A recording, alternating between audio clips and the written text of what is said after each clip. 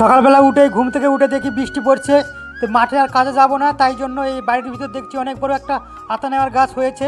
সেই গাছটাই তুলবো, তুলে বাইরে লাগাবো, কারণ এটা দুশমনের মধ্যে পড়ে গেছে। এই গাছটা বড় হলে পরে অসুবিধা হবে। গাছটার কাছে একটা তুলসী গাছ ছিল, তুলসীর গাছটা তুলে ফেলে দিলাম, এটা পরে জলে দিয়ে দিব।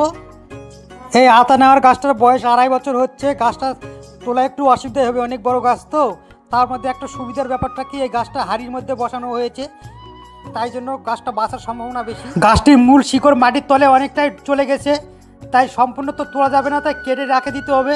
একদিনে তুললে গাছটি মারা যাবে, তাই অর্ধেক সাইডটা তুলে শিকড়টা কেটে রাখছি এবং মাঝের শিকড়টা, মূল শিকড়টাও কেটে রাখছি।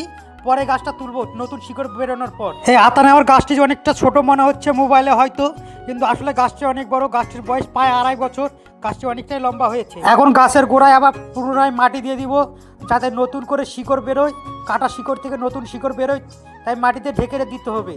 এই গাছটি আরও 15-20 দিন পর অপর সাইডে তুলবো, শিকড়টা কেটে দিয়ে গাছটা তুলে ফেলবো।